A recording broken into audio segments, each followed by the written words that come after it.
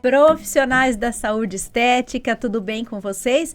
Esse é o Beleza na Lata, onde a gente vai falar se você sabe identificar como é que está a saúde mental do seu paciente.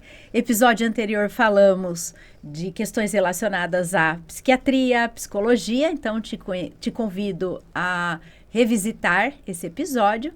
E eu, doutora Cristiane Sonsino, estou aqui com ela, doutora Gisela Gi. Oi, pessoal, tudo bem? Levando em consideração o episódio passado, esse episódio pretende ser mais curto e ajudar nesse diagnóstico de sinais e sintomas.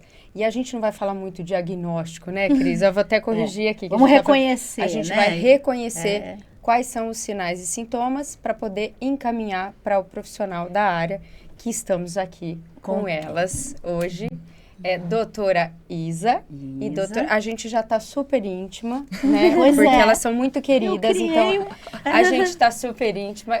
Quer apresentar? Doutora Isabela Bars, psiquiatra, e doutora Tatiana, psicóloga clínica, e ambas com experiência aí em saúde da mulher, na área de adolescência, né? Transtornos emocionais e psiquiátricos. E hoje vamos falar sobre dicas de como é que a gente, nós, né, profissionais da saúde estética, podemos identificar e reconhecer esses transtornos. Certo, meninas. De novo aqui, muito obrigada pelo convite. É uma honra estar aqui de novo, né, em mais um episódio. Eu acho que a dica, ela, na verdade, eu vou compartilhar aqui com todos vocês. Depois vai estar... Fica disponível aqui para o pessoal, né?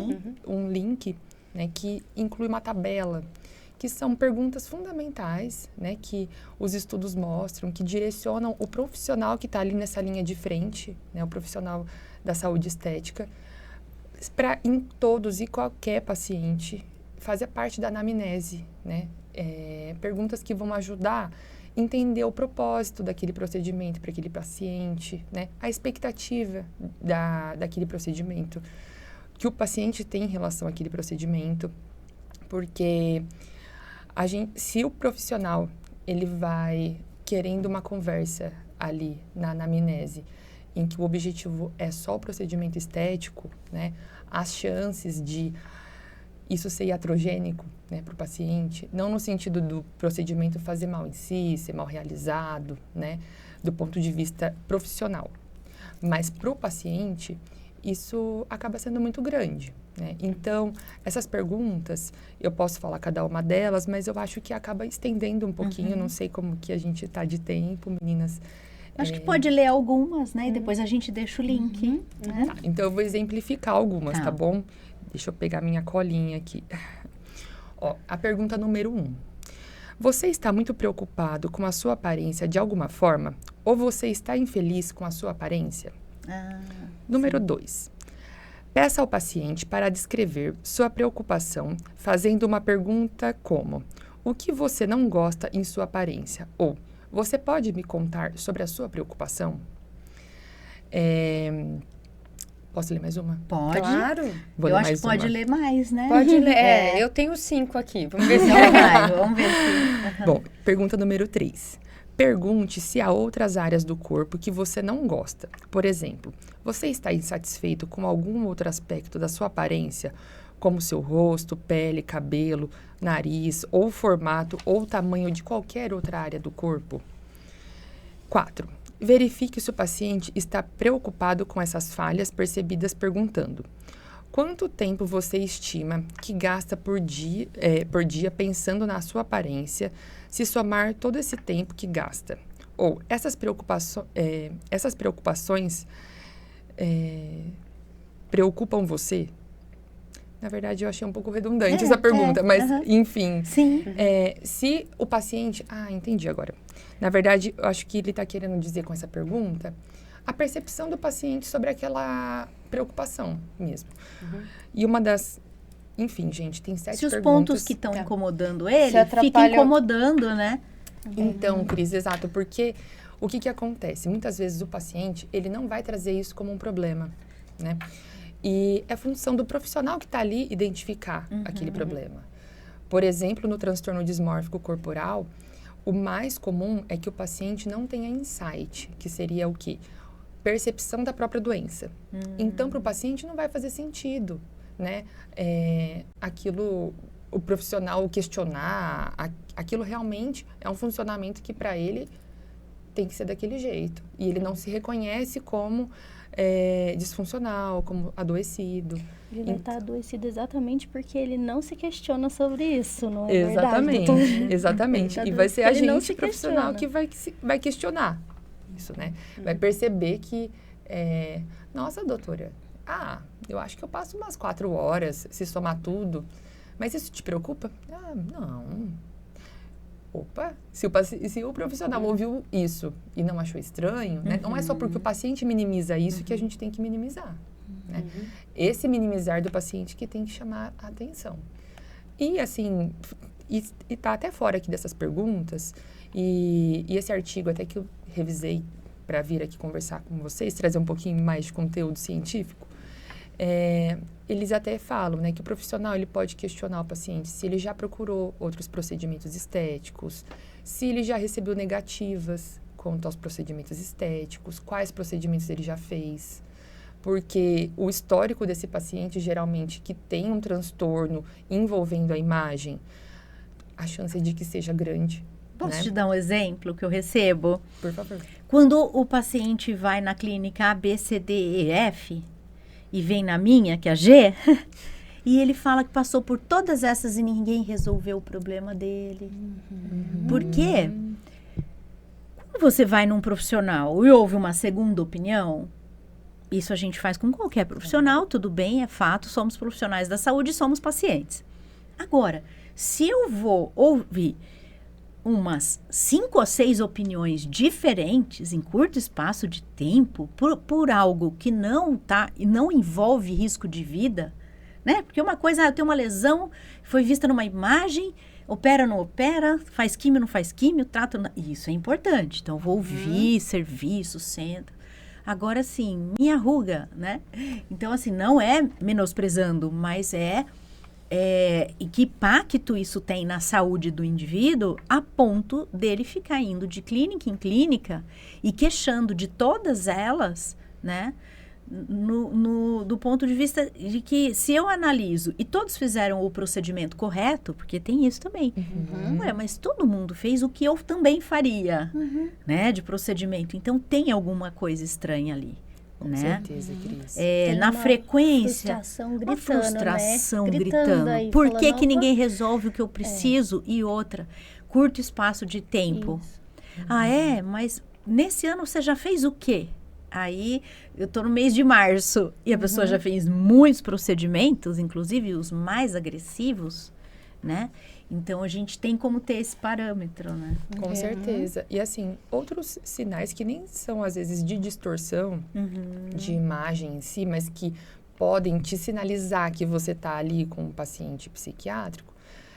Por exemplo, se antes ali do procedimento, é aquele paciente que ele não só te pergunta detalhes ali do procedimento, mas ele mostra uma aflição, uma preocupação excessiva, questiona tudo em relação ao procedimento, mostra insegurança em relação àquilo que vai acontecer.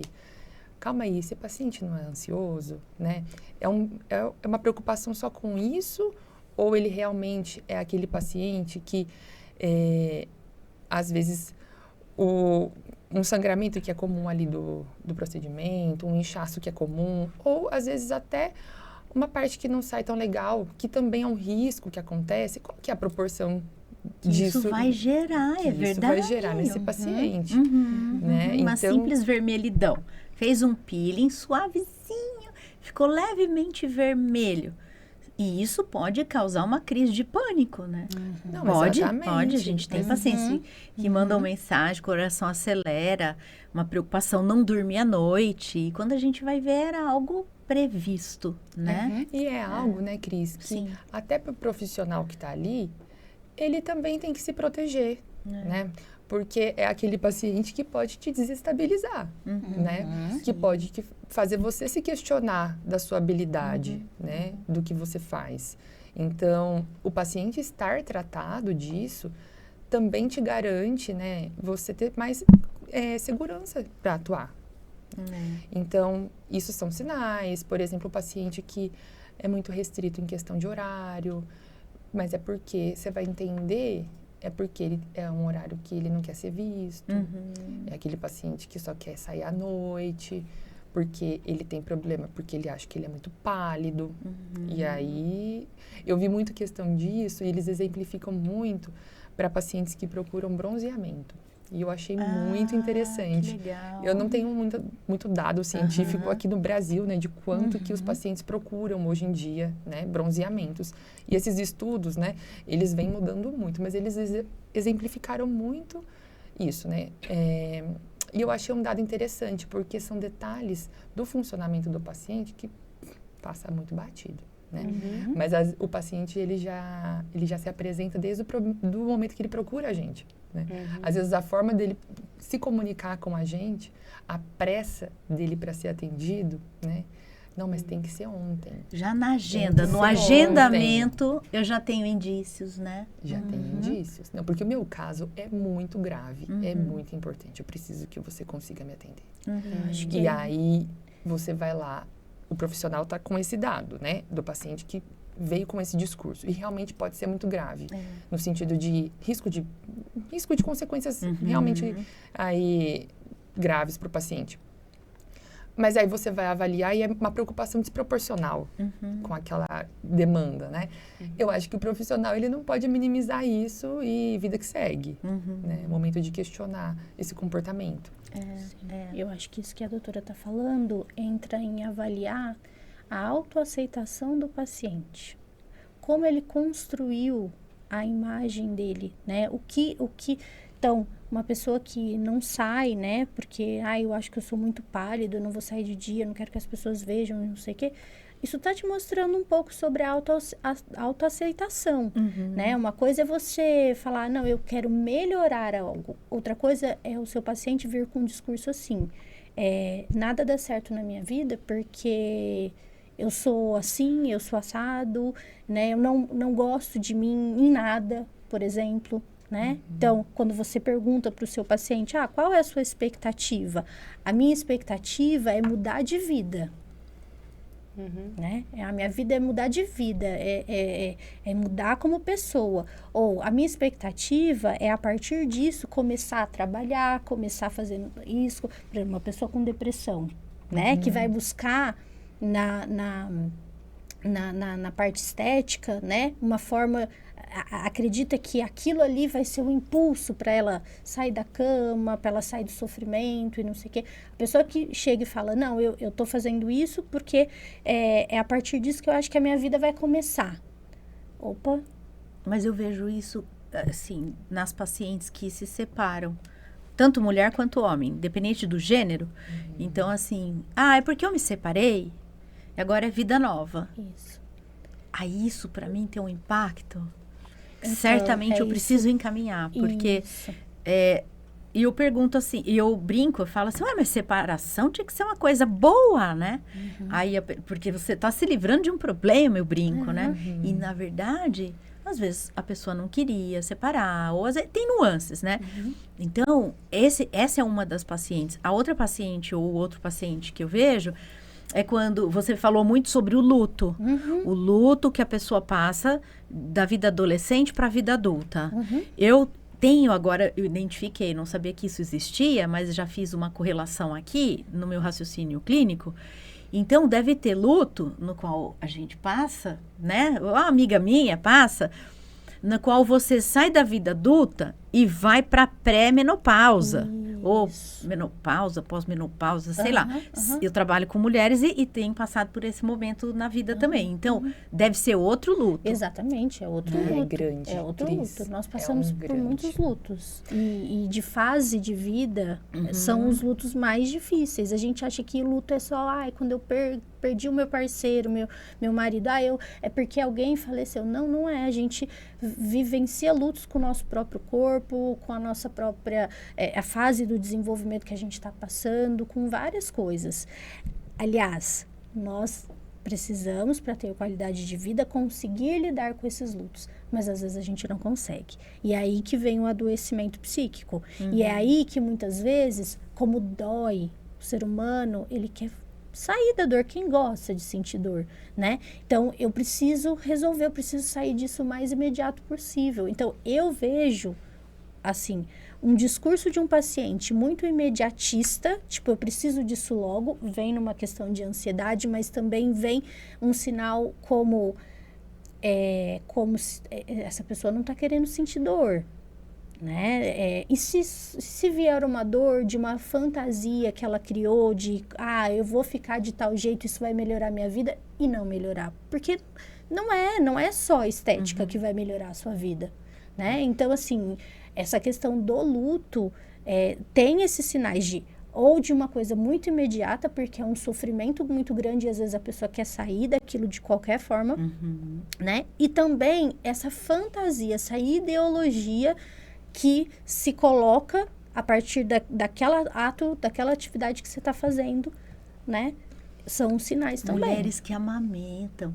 Doutora, eu recebo mulher que está com criança de 1 mesinho, 2 meses. Para mim, aquilo é tão pequenininho. E elas levam o bebê. A gente manda antes uma restrição, tipo, não faça esse procedimento se. E tem o item amamentando. E a gente fala, olha, não pode fazer nada, vai tudo pro leite do bebê, dentre outras questões que a gente tenta discretamente descrever, né? Mas, doutora, fala pra gente sobre esse luto, sobre esses momentos de vida. Nossa, muito interessante. Obrigada por me dar a palavra. Eu queria falar. Não, exatamente. O profissional, ele tem que chamar o alerta, a primeira coisa, a idade. Nossa, uma paciente, com todo respeito, gente, com todos os ouvintes, paciente 50 mais, Sim. chegou. Obrigada pelo respeito. Mas o paciente 50 mais chegou. Sim. Procurando procedimentos.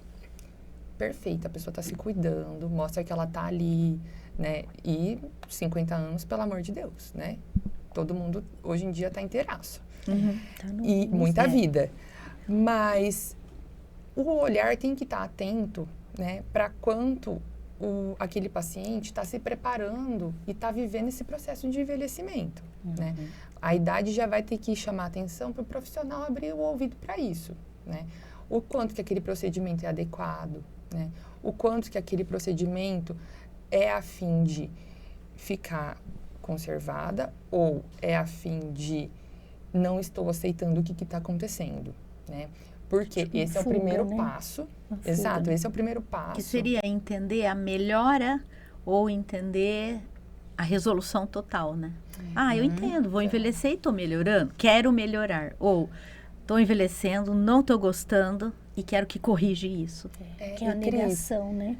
O processo de negação. O luto, muitas vezes, quando ele não acontece, a pessoa foge, né? Parece que a pessoa faz consciente, não faz consciente, mas ela utiliza do mecanismo de defesa, às vezes, da negação. Ela nega aquilo que é o objeto de amor, que é a ideia, né, de virilidade, de beleza por ser jovem, né? Então, eu nego que isso pode estar acontecendo, essas mudanças estão acontecendo, e aí eu tento fazer coisas que vão me transformar naquilo que eu imagino, mas não naquilo que eu sou. E se a sua essência não corresponde àquilo que você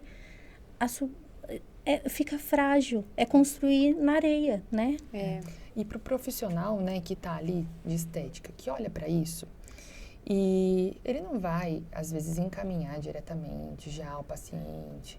Às vezes, a paciente não vai estar num transtorno psiquiátrico, mas a partir do momento que você mostra para aquela pessoa que você está ali com ela para viver aquele processo de uma forma mais saudável, e se em determinado momento você achar que está sofrido para ela aquilo, e você, assim, que a gente acaba virando amigo, né? Porque é de quem cuida da gente. E você consegue ter abertura para fazer um encaminhamento, né? Olha, isso, né? Porque nas conversas a gente vai conhecendo as pessoas, além daquele momento ali da estética. E você percebe que aquele sofrimento, ele não tá só com a imagem, né? Então, é a hora de, às vezes, você, como alguém que está ali cuidando integralmente daquele paciente, você pode contribuir muito. Porque é como a gente já falou antes, você às vezes vai ser o único profissional que vai olhar para aquilo. Né? Da mesma forma, a gestante, né, Cris, que você trouxe. Gente, gestação, o pós-parto é muito hormônio, é muita mudança emocional, né? É natural que as mulheres chegam deprimidas, né?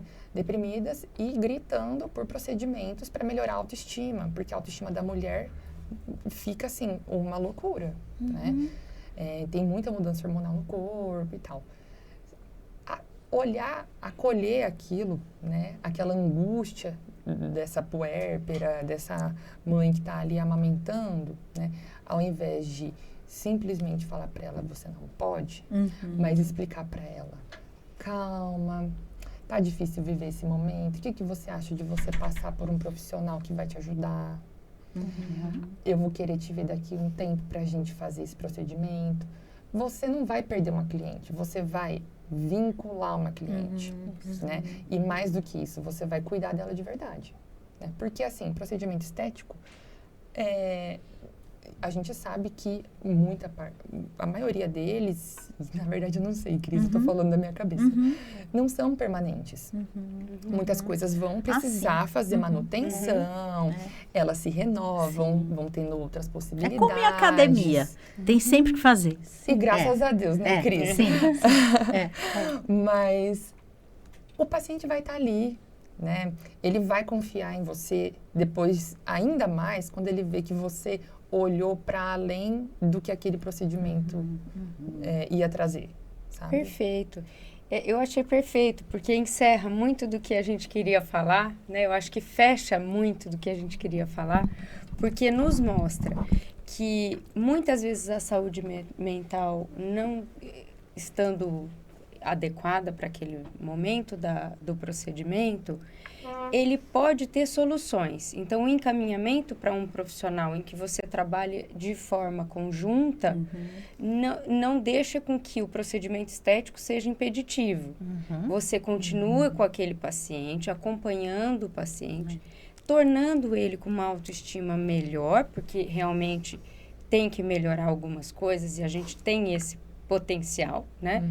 Mas com que ele venha a ser acolhido também. Então, é um olhar, eu entendo assim, tá? Vocês me corrijam. É um olhar em que a gente tem um trabalho em conjunto e não deixa de existir, né? Não vai poder fazer, né? É contraindicado. Não, ele não é contraindicado desde que você tenha um profissional te dando suporte para essa saúde mental, né? É um trabalho em conjunto, né? E tem um jeito tão delicado, conversando aqui, que eu fiquei sugando de vocês, do como eu posso fazer para encaminhar o paciente para vocês. Vocês querem me falar como eu posso fazer isso de forma bem sucinta? Bom, o meu contato profissional, ele vai ficar disponível. Não sei muito bem como aqui do podcast. A gente vai colocar o seu Instagram, já tá aí, seu Instagram, e o pessoal vai te chamar pelo Instagram, né? Perfeito. Mas quem estiver ouvindo e assistindo, a gente pode dar o seu contato, se você quiser falar. Ah, claro. Então, meu nome é Isabela Vieira Bars. O meu Instagram é Isa com S, V Bars, B-A-R-S. É muito difícil a vida inteira soletrando esse nome. Isso aí. E lá mesmo tem o meu WhatsApp profissional. Perfeito. Obrigada, doutora.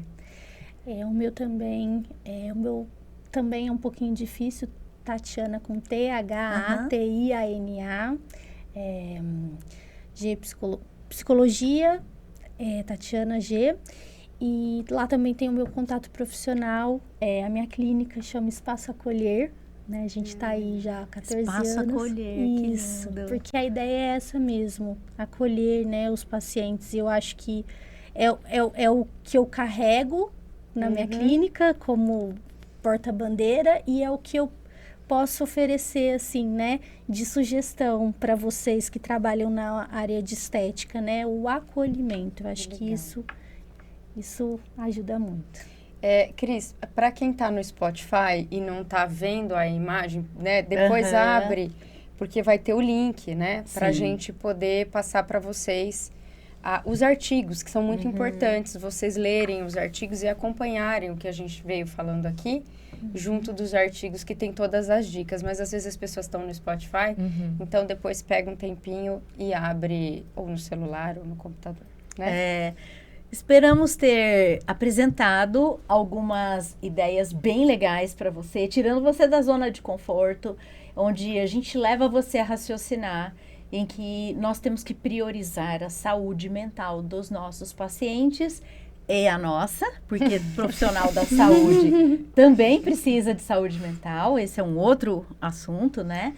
Mas espero que vocês, a partir de hoje, passem a usar esses instrumentos que a gente vai deixar à disposição de vocês, para que a sua rotina clínica tenha mais cuidado e amor, né, à saúde dos seus pacientes. Muito obrigada. Obrigada novamente. Obrigada, Obrigada. Um grande abraço. Até mais. Tchau, tchau. Tchau, tchau. Tchau.